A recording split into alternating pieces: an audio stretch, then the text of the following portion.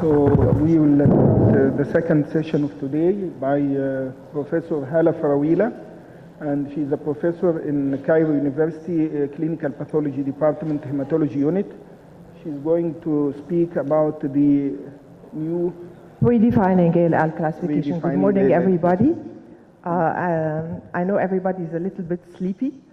The title is a little bit, I hope it will be simplified. Thank you for attendance. Thank you for the organizing committee to invite me. Special thanks to Professor Hanan. She gave me some papers. Thanks to her. And then we will try to simplify what's meant by redefining ALL classification. The first question, why we are looking for another classification for ALL, acute lymphoblastic leukemia. Actually, the old classification was based on the FAB classification very long time ago, which based mainly on morphology. And then with modification 208, it was based on the cytogenetic abnormality as well as some prognostic markers. But we still have some debate about the results of the ALL classification. Actually, ALL in children and in pediatric, in adult age, more or less there are two different pathology concerning the genetic backgrounds. In the child age, we have a very good prognostic markers, and usually now with the treatment modalities, survival rate is actually reaching about 90% cure rate. But with the disadvantage that whenever you prolong therapy, this is a child, you have developmental delay as well as side effects of infertility or secondary leukemias later on. However, in the adult as well as category of the pediatric age, we have very high instance of relapse, as well as in the treatment of the adult acute lymphoblastic leukemia, they have inferior results. When we think why this acute lymphoblastic leukemia in the adult, they have an inferior results, this is mainly because the adult type, they lack the good prognostic markers. All the favorable markers is very minimal in the adult type, and they have an adverse genetic alterations usually appear with the adult type. Let's revise what's the basic of genetic mutations happened. Either we have a transcriptional abnormality affecting the coding genes or affecting the non-coding areas in the epigenetic areas, or expression of inhibition mainly of the tumor suppressor genes. And we should memorize that all ALL genome is not static, it's actually changing and evolves over time.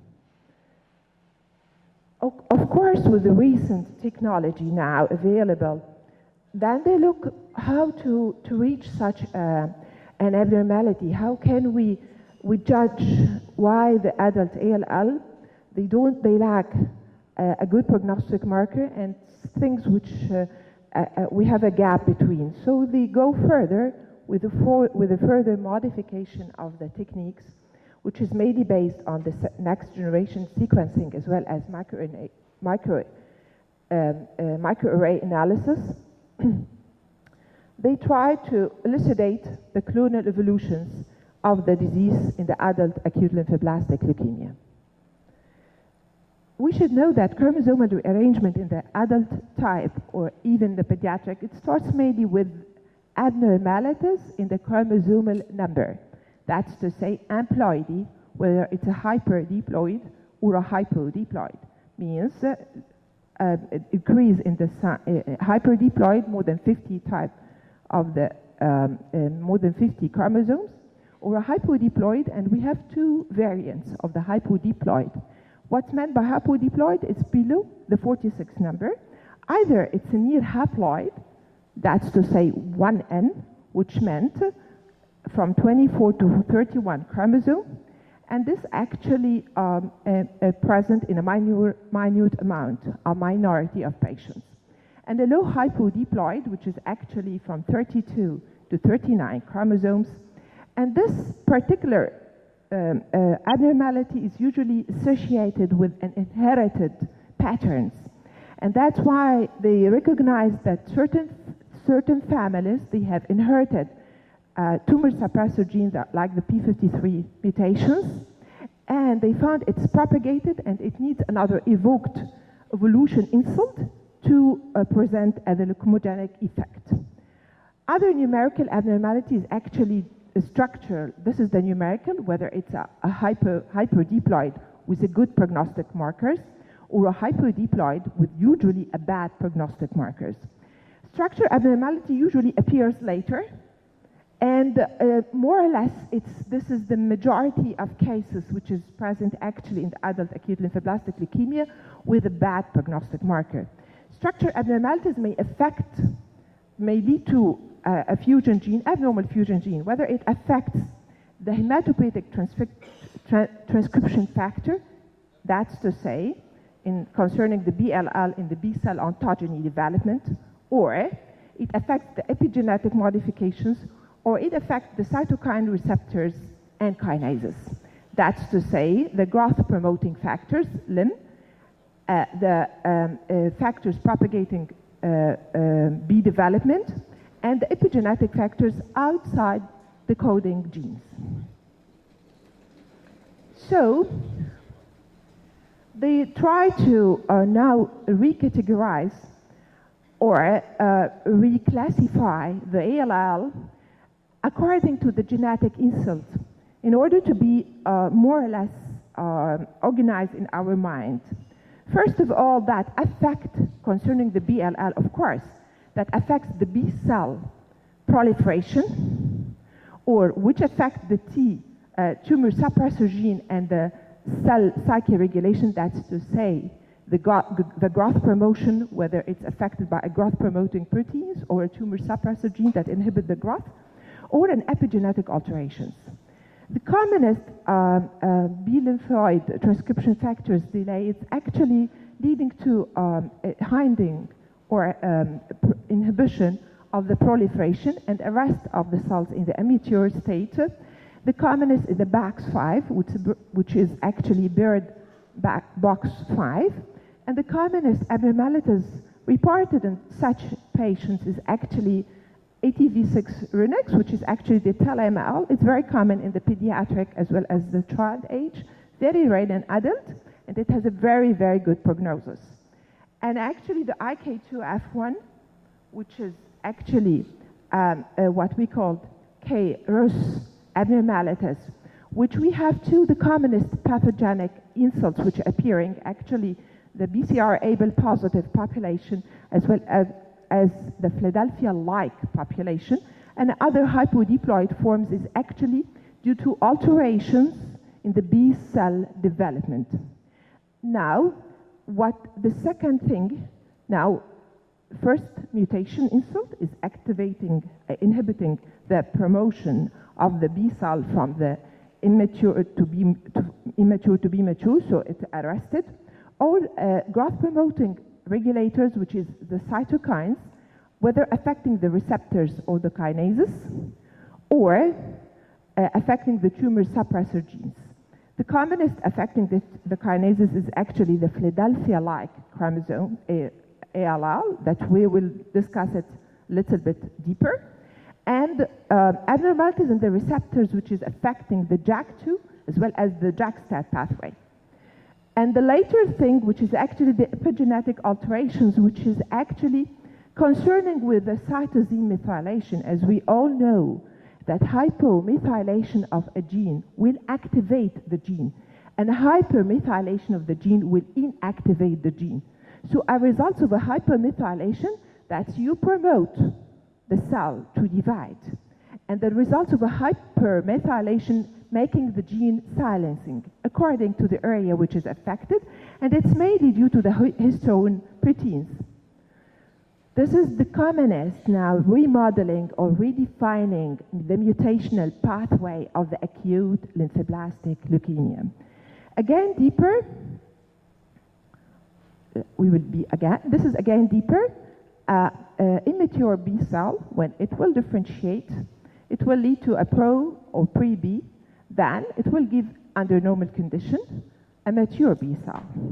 Whenever we have an initiation lesions, that's to say translocations, things affecting splicing, this will be a limb, a start, or any numerical abnormalities. It's the start of the mutation. Then leukemic process not yet evoked. You may have a genetic predisposition, which is inherited in utero, that will lead to the arrest of the development from the immature B clone, and it will be arrested in the pre-B or pro-B status, and this will amplified product. A second event may happen, like kinases, tumor suppressor genes abnormalities, and so on, that will aggravate the ALL clone, and it will be resistant and stay. Other added factors will help to make this clone as well relapse again. So, to summarize, we have developmental arrest or added factors in the growth-promoting cytokines, and a predisposition in utero. Some patients have some predisposition in utero, and we have an initiator factors that comes at the start.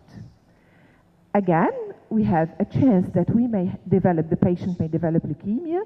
We have sometimes, some patients have in utero abnormalities, and then they will develop another postnatal abnormalities that will lead to redefine its classification. It's mainly based on things of either affecting growth of the B cell ontogeny in the form of differentiation, or factors that hinder the proliferation or inhibit the proliferation, or things outside the areas which is in epigenetic areas.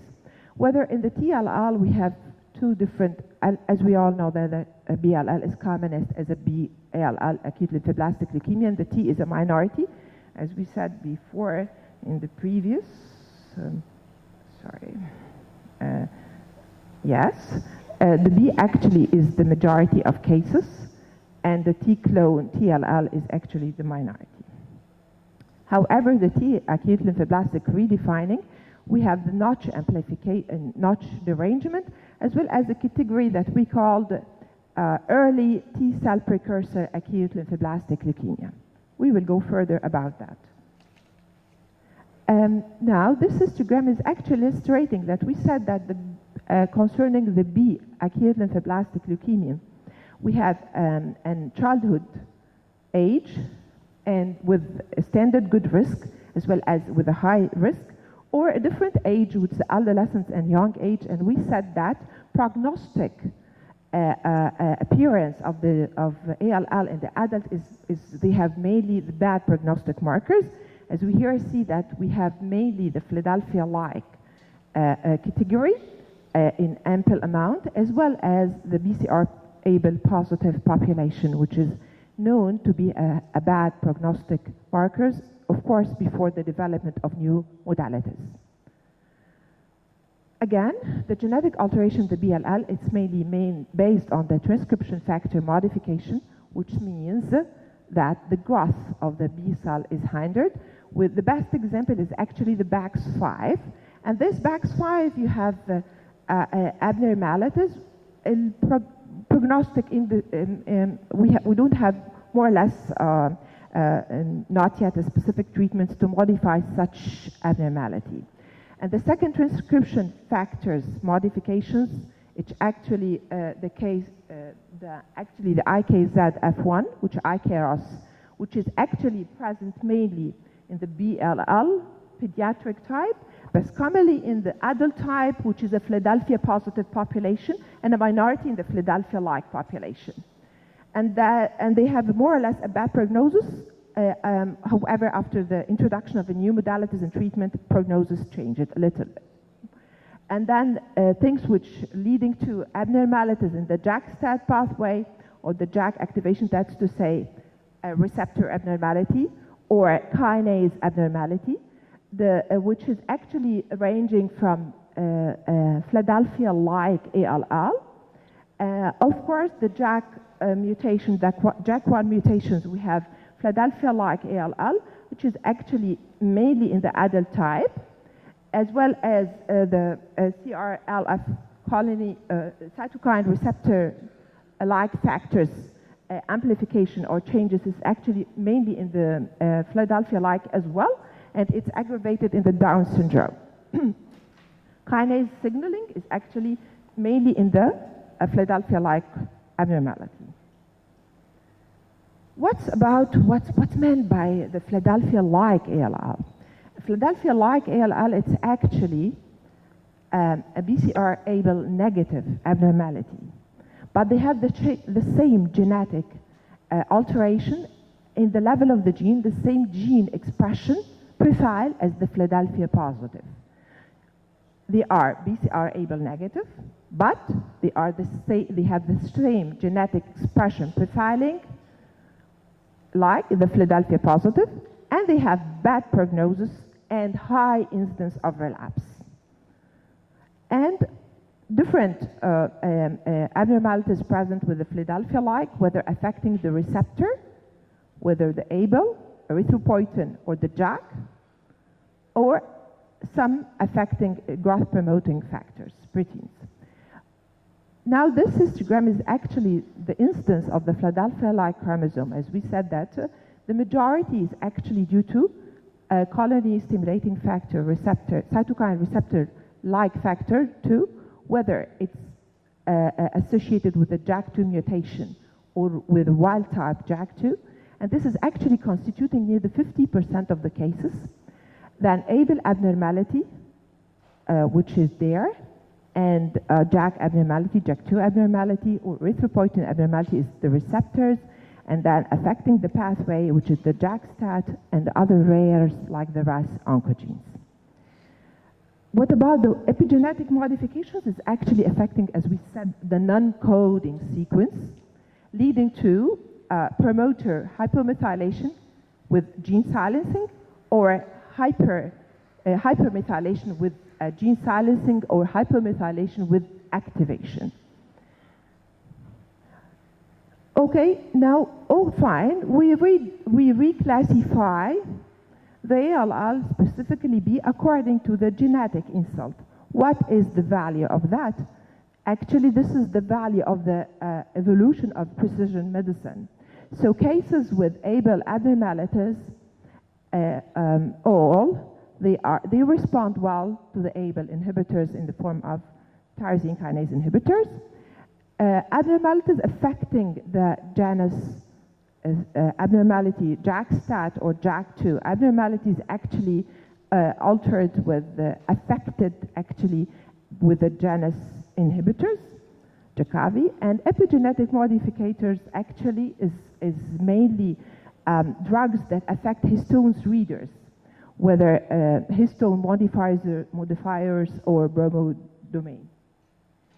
And this, whenever we have two cycles to be hit according to the ontogeny or according to the mutation, we can use drugs that hit the JAK inhibitor as well as the inhibit the M2 pathway. So we got more precision in medicine and modifications. A small sector of patients, they don't have a structure abnormality, or they just have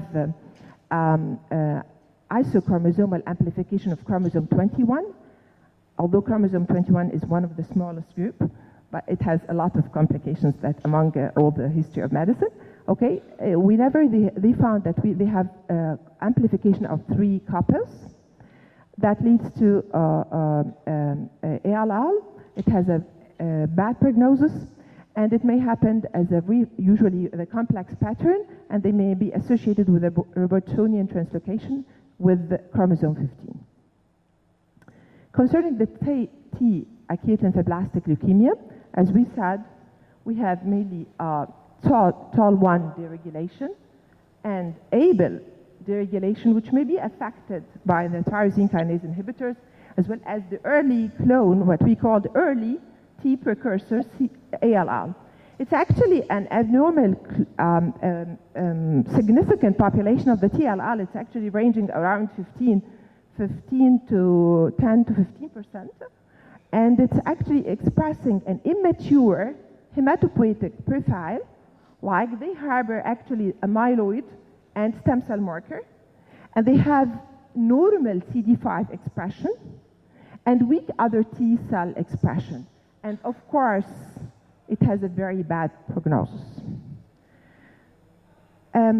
What else? What about the revolution or resistance to therapy? Actually, when they study further the clone at the diagnosis, they claim that during diagnosis, they have certain genetic mutations present, which is seen and detected. And the minority of a genetic mutation that it's subclinical, so they cannot detect it with the ordinary method. And after treatment, actually, the mutant, huge amount of the mutant proliferating malignant clone vanished, and the subclinical genetic mutations, which was not detected with the ordinary method, evoked. And this is actually the basis of the clonal evolution and relapse of most of the cases of the acute lymphoblastic leukemia. And actually analysis of paired diagnosed cases at diagnosis and relapse, they show that most of the cases, they have a substantial genetic changes during the disease progression, and they acquire actually certain mutations, and they may lose part of the diagnostic specific lesions, and that's why it's very difficult when you do a man-made residual disease assessment. In the first diagnosed mutated clone, it's not there. You thought that the patient entered into remission, but actually they still have a subclinical genetic insult which was not detected at early stage, and then it's evoked after the start of therapy. And many deletions mutations that emerge in the predominant relapse clone may be detected at a very, very low level, and that's why this is the value of using more sophisticated techniques. And so treatment dramatically, it actually influences the profound clone, and the subclone will be emergent and appear after the treatment, and this is the cause mainly of relapse and of the clone. Okay, looking for, from our side of view, how we can reach that. If, of course, we have some sophisticated techniques. Dr. Hala. Okay, this is the last one. We will go with the further changes, whether to detect it's a Philadelphia-like or Philadelphia positive, and then with the further techniques we can reach, whether with second-generation sequencing or otherwise. By that, we reach, of the reclassification, we reach a new subtypes. We can characterize constellations of the genetic alterations which is affected. We diagnose why the relapse is there, and we suspect an inherited genetic variability, especially in the transmission of the genes, especially p53 mutations. And actually, this helps us to reach the proper treatment and modification of therapy. Thank you.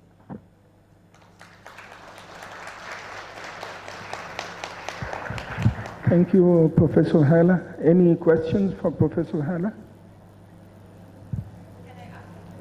Yes.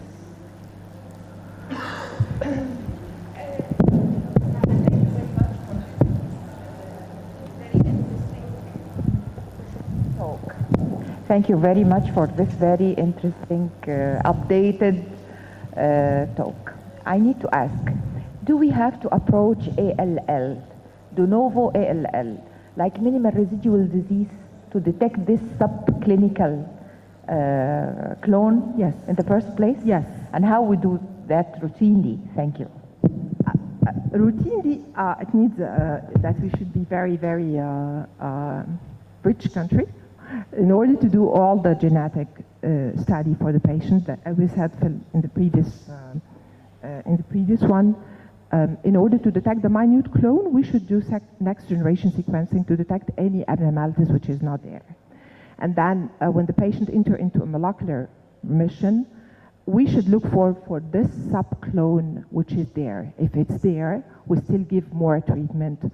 Or if we can diagnose what's actually the subclone which is there, does it have any specific modality in the treatment to be combined together to have a precise approach to the treatment, this would be marvelous.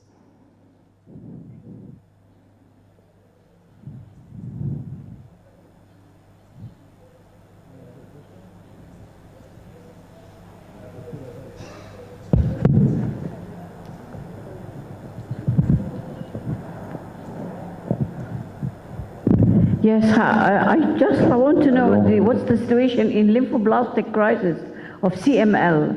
Do we have the same classification? Yes. Well, the Philadelphia positive ALL clone, they have abnormalities in the IKZ-A2F abnormality, which may be present in the Philadelphia positive clone, whether it's post de novo ALL or post CML. They have the same, which is actually affecting the B clone proliferation, which is actually 1/3 of the cases of the CML, which turns into acute lymphoblastic leukemia. Yes, they have a Philadelphia positive. Philadelphia, like ALL, is not that reported on top of CML. It's not a lot. However, further study is needed. They may elicit another clone. Any other questions? Okay, our next speaker is Professor Yasser Wali from Sultanate Oman. He will present his topic on advances in acute lymphoblastic leukemia therapy.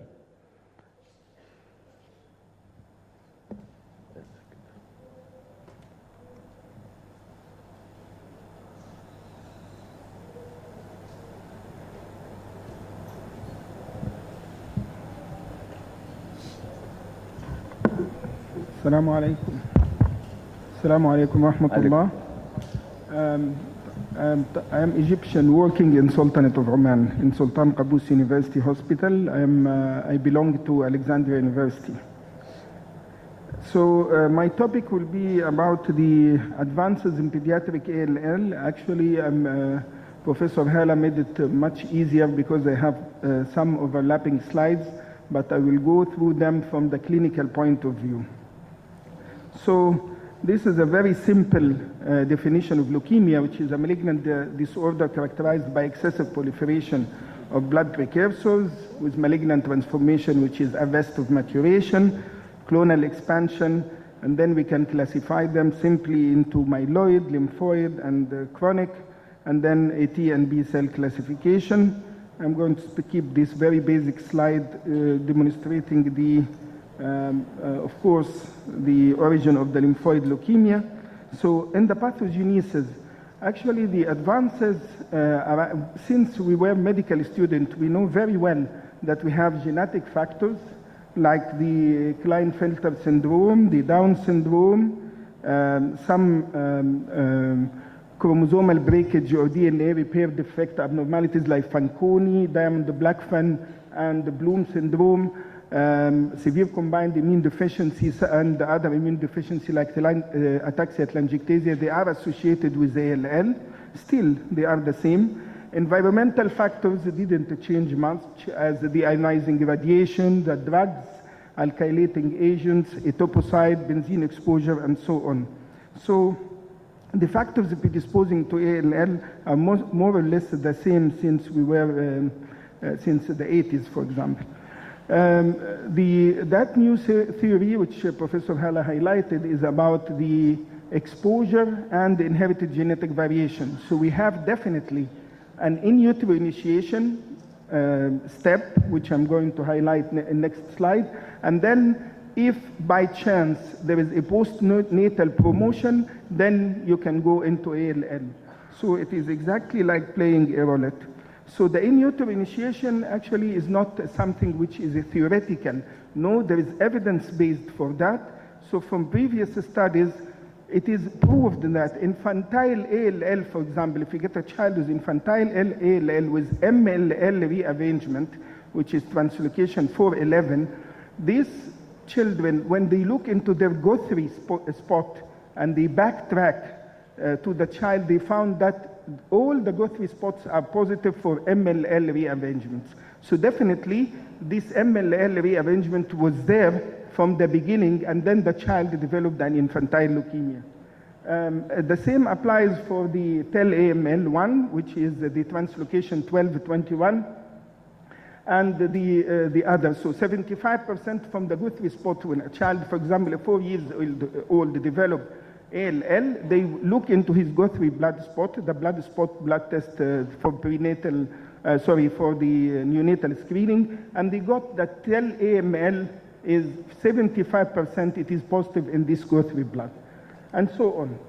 Moreover, newborn blood samples, they found that the TEL-AML1, which is translocation 1221, they are in 1% of the samples, which is almost 100% corresponding to the leukemia rate. So we have evidence that definitely there is a genetic in utero initiation process. The genome-wide associated study also showed that some transcription factors and transcription regulators, they are associated with ALL. And so many, so it's a genome-wide analysis for so many individuals, and then they found that these genes are predisposing to development of ALL. The other environmental, which is, as I told you, there is in utero initiation and genetic predisposition, and also something environmental to, which is exposure, for example. So the exposure, there is a very old study in 1988, but there is a more recent study from Taiwan. They found that around 200, they studied 200,000 infants and the children with enteroviral infection, and they found a conclusion, it is published in Lancet Oncology, enterovirus infection may reduce the risk for leukemia in children. So infection, so this is some good news that children, most of the women now are working and they put their children in daycares والحضانات والكلام ده. They definitely, the exposure to infection كل يوم يجي بيعطس وبيكح وبتاع وهي زعلانة, but it reduces the risk. There is less risk of ALL for children exposed, and for so many centers and studies all over the world, if you can see, from France to Greece to US and so on. So that was the pathogenesis. So the advances in diagnosis and risk stratification.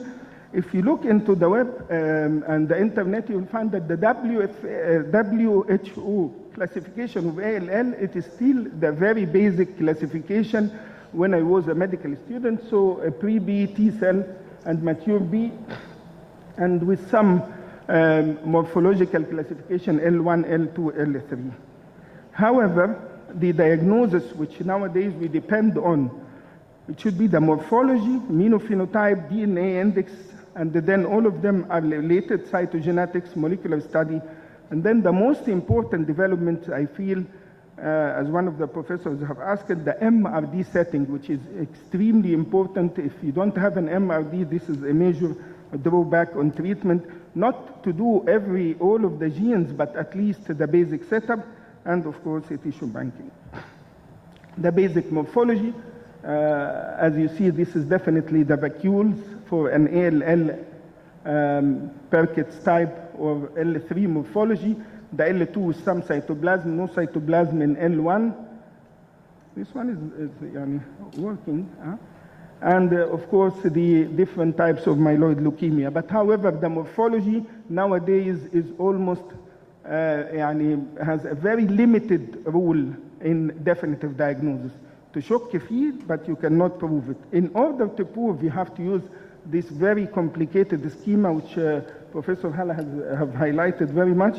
I wanted you to just see the difference between 2004 and in less than 10 years, almost tripled. So the sites of the fusion genes and the translocations and the chromosomal aberrations, they increased so many times, but we will see that the development of therapy is not it is affected by them, but not as much as this development. And now they are even more. I'm not going to go through them, but definitely the BCR, ABL still constitute minor section, which is a Philadelphia chromosome, and the hyperdiploidy in children is more than 50%, and that's why they have better prognosis. So hyperdiploidy is more than 50 chromosomes, not simply 47 or 48. So the gross chromosomal alterations, what happen is, this is definitely هم دلعوا الاسم كان اسمه AML TEL AML خلوه ETV6 RONAX 1 gene اللي هو simply translocation 1221, and the hyperdiploidy, they are still the good prognostic criteria for ALL. So both have good prognosis. The MLL rearrangement, of course, they have poor prognosis and usually associated with very high white blood cell count, and of course with infantile leukemia.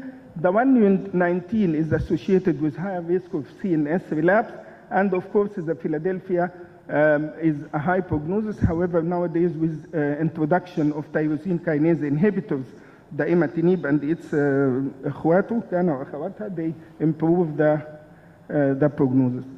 One also of the major things, the intra-chromosomal amplification of chromosome 21. And we have one patient, we detected that, and actually it is associated with very poor prognosis.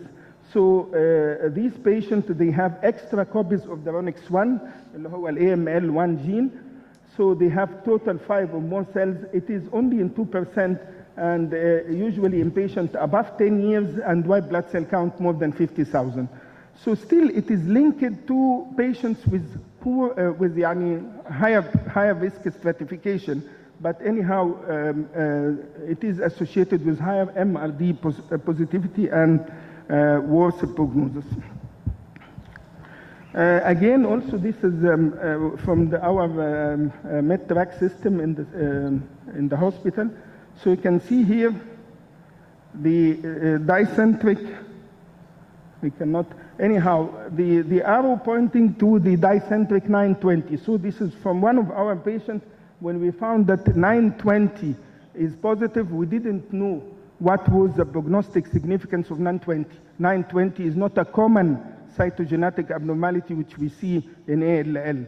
So we checked the literature and found that it has got associated now with an intermediate risk of prognosis. So 920 in pediatric ALL, the prognostic significance. And to summarize, this is a very important slide.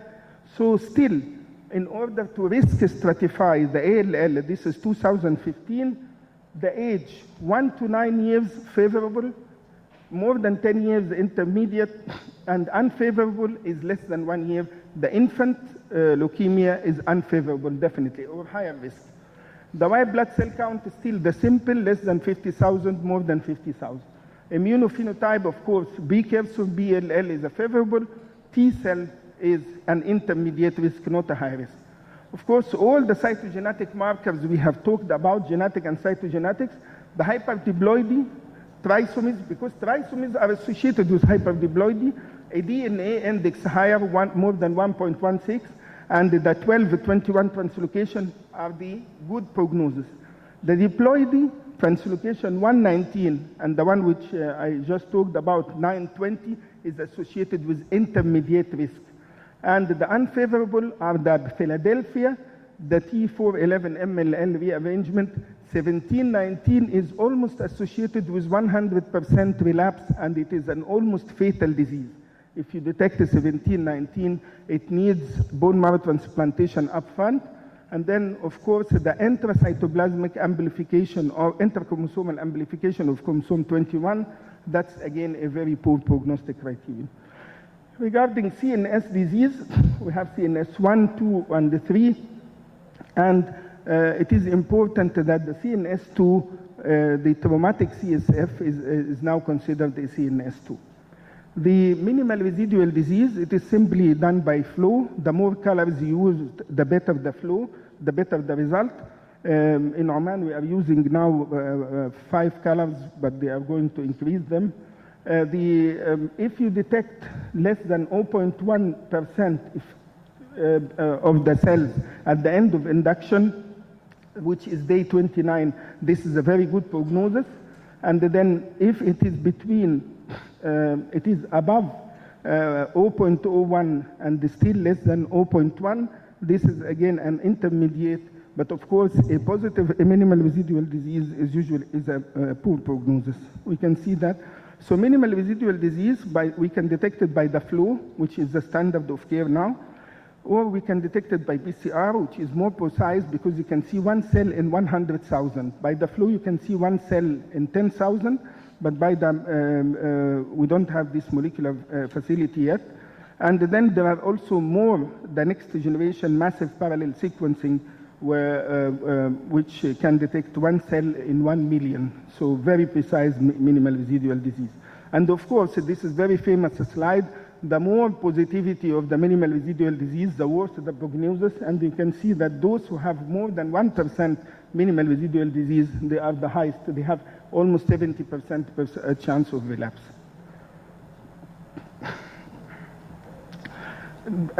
Now I'm going to move to the treatment. What happened on the treatment? It is surprising.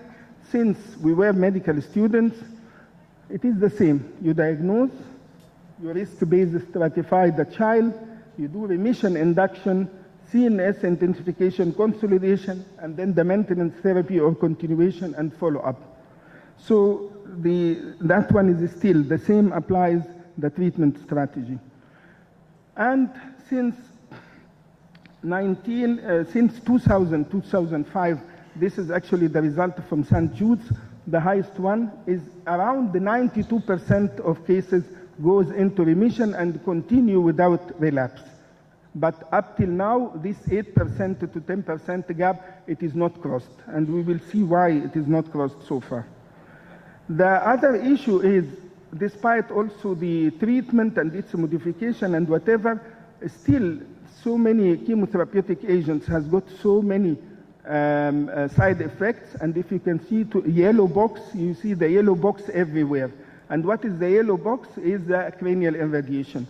When I was here before I traveled in Alexandria, cranial irradiation is offered to all the children with ALL, and I have seen so many demented children, and it has really a very bad effect on them. Nowadays, some centers are still using the cranial irradiation for CNS disease, but most of the centers stopped cranial irradiation and they are using only high-dose methotrexate, as we can see. The others, of course, are the glucocorticoids, which are associated with low bone mineral density, obesity, and metabolic syndrome. And of course, the link of anthracyclines to the heart disease. So this is what I was talking about, that the chemotherapeutic agents, you can see that in 1984, the anthracyclines, and that's it. After that, in the etoposide, and then clofarabine in 2004, and then dasatinib, and now JAK2 in 2015, but not in clinical trials for ALL. However, these are the ones which are used nowadays in clinical trials of ALL. So I'm going to talk about some very interesting findings about the use of corticosteroids. Most of the protocols nowadays are using the dexamethasone, but dexamethasone is definitely associated with more bone disease, and we had number of children with avascular necrosis because of the higher doses of the dexamethasone. So they looked into, and we know that the other alternative is prednisolone, and it has been shown in many trials that dexamethasone has associated with better survival than prednisolone. And also this is the rate of relapse. So prednisolone has higher relapses than dexamethasone, and this was the basis of developing or changing into dexamethasone rather than prednisolone.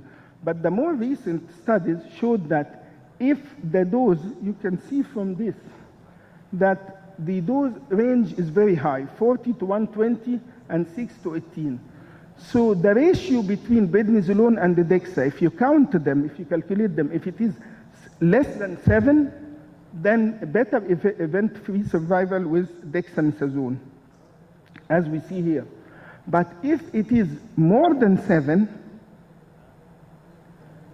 like for example, if you use a dose of prednisolone 60 milligram per meter square versus a standard dose of DEXA 8, then the prednisolone DEXA ratio is 7.5. When they applied that for so many studies, they found that almost the event-free survival between prednisolone even higher for prednisolone. Prednisolone is associated with much less side effects. So the new St. Jude's protocol for ALL, they are adopting now prednisolone for some individuals, particularly those with family history of bone disease. So, but with a higher dose of prednisolone, not the 40 which we used to do, the 60 per meter square. The other issues about asparaginase, we know all these asparaginase, the Erwinia, the L-SPAR, and the OncoSPAR, which is the long-acting. We use all of them. But the recent thing is adverse effect of asparaginase. It is very well known that hypersensitivity, thrombosis, pancreatitis, decrease in protein synthesis. We got patients with anaphylaxis, but we never studied the antibodies against asparaginase. And this is very interesting. If you have anti-asparaginase antibodies, it is associated with higher dexamethasone clearance. So if a child develops anaphylaxis for asparaginase and you are going to move him to Erwinia, better to stop DEXA and shift this child to prednisolone, because that it is so that because this child will have double hit. The antibodies which you develop for asparaginase, they can cause also increased dexamethasone clearance, and of course, if you have lower asparaginase and lower dexamethasone, definitely the incidence of relapse will be higher. You know that these two medications are the gold standard in treating ALL.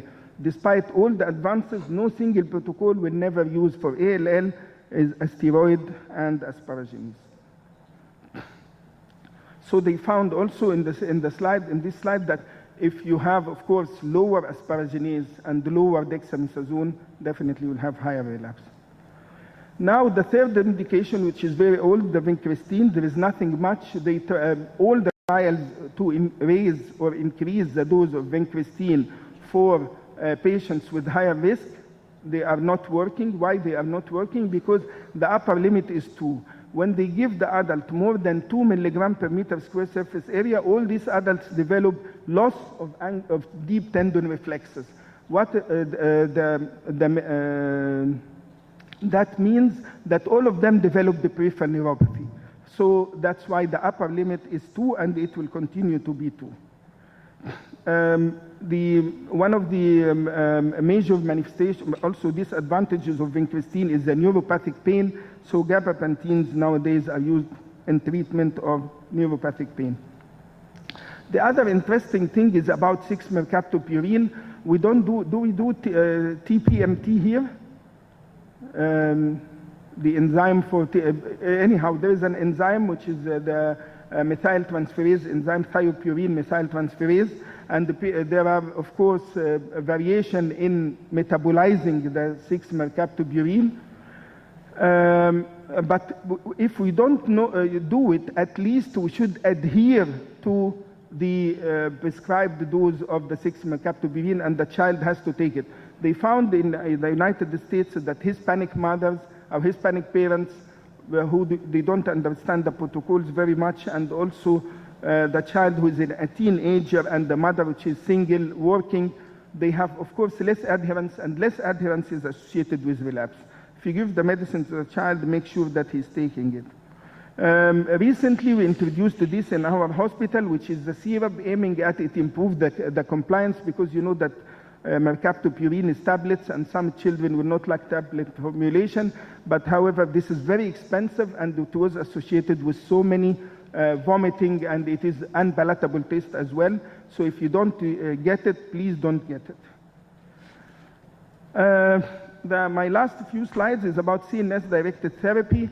So prophylactic CNS radiation, I think, in my opinion, is obsolete, even if the child has got CNS disease.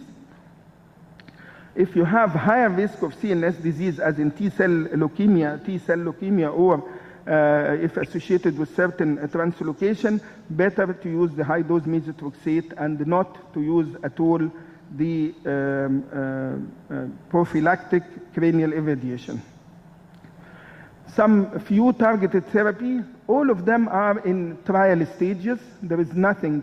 So these are individualized targeted therapy to stimulate natural killer cells to fight a childhood leukemia, antibody-linked cytotoxin, and all are very new studies, and I don't think in the near future they will change the field of ALL.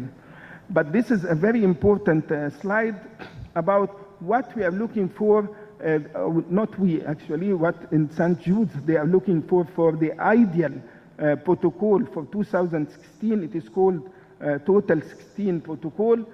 So most of these are directed to patients with high risk.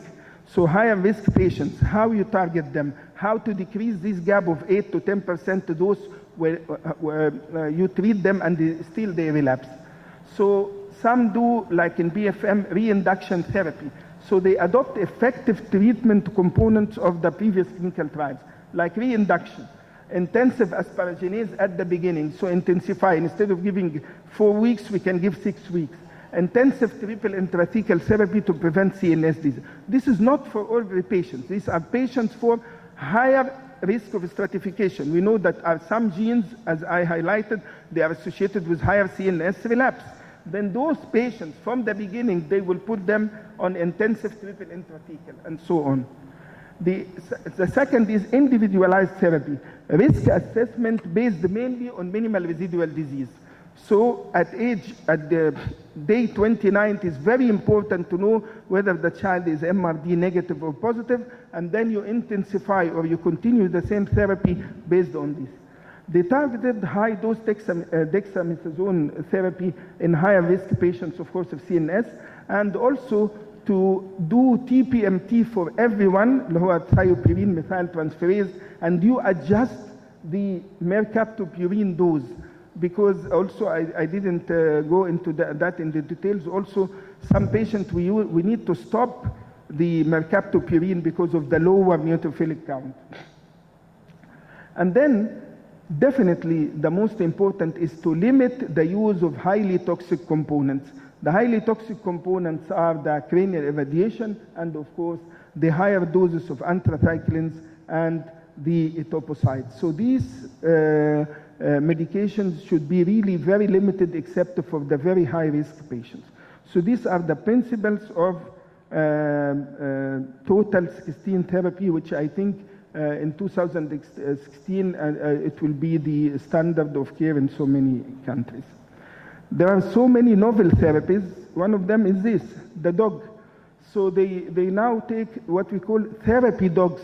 There is a clinical trial, to my surprise, going on with therapy dogs. So what they did is they randomize patients, children, and they give the standard of care for both, but they add therapy dog. The child will play with the dog, and his, of course, psychology will improve, and the data collection is going on, and the promising interim result that they may have an effect, so better psychology. So that's why nowadays patients with lower ANC count, we allow them to go out and to have some trips, not to keep them in the hospital for the 6 weeks of induction, aiming that improving their psyche may improve their prognosis. We don't know the results of this, but anyhow, this is a clinical trial going on.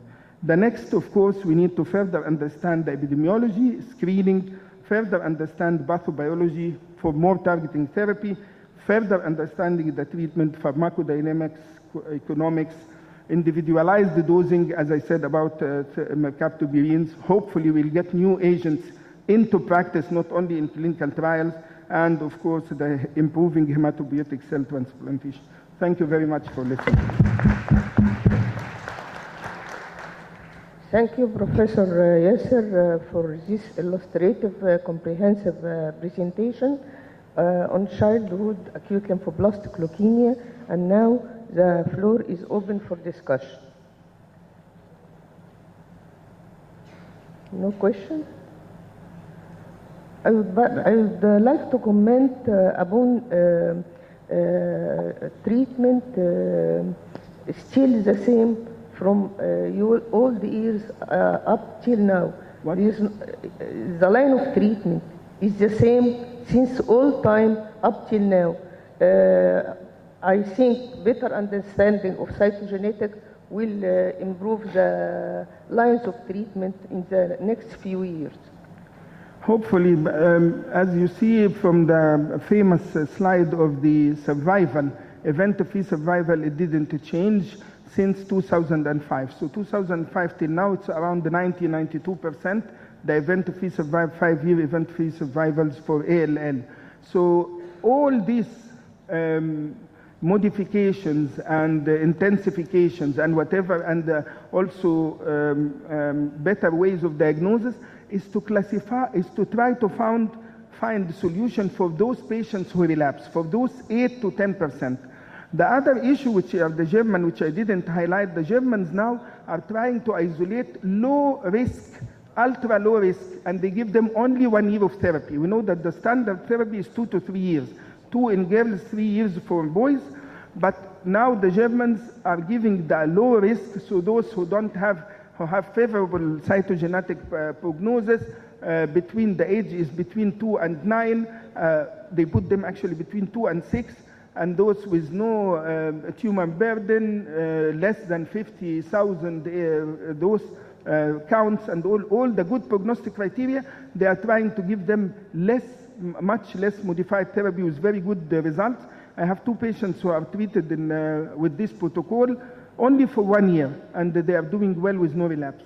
So these cytogenetics will not help only to intensify, to prevent relapse for these patients with high risk, hopefully, but also if you make sure that they don't have any bad cytogenetic abnormality that making them higher risk, you can less intensify the protocol and give, of course, it will be 3-drug induction and 1 year maintenance, and that's it.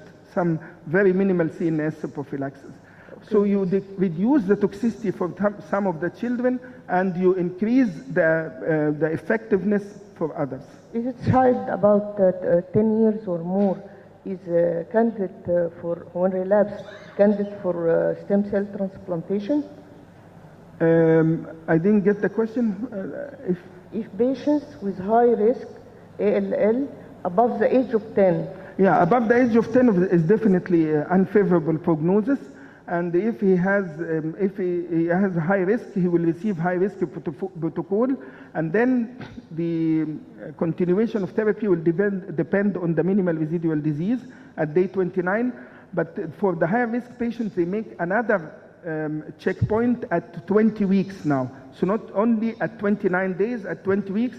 If he's still MRD negative, he will continue for the chemotherapy.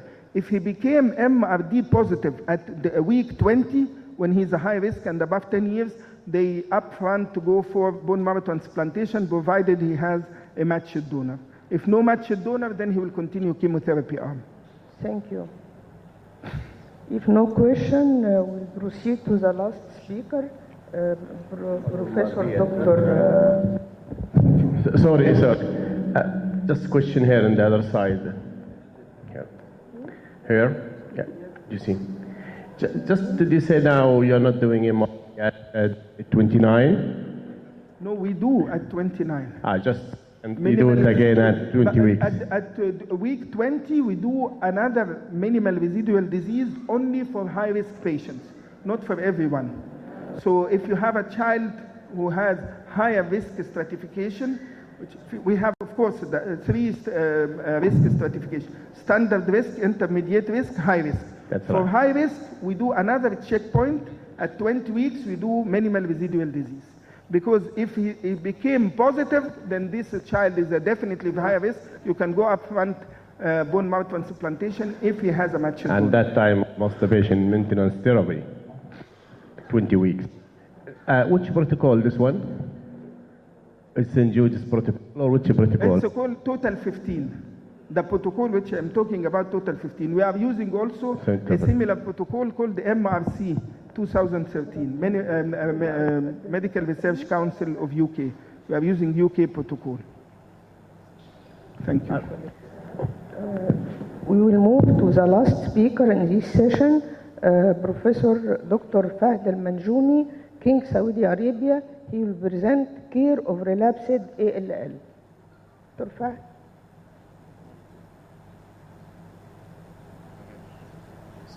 Dr. Fahd.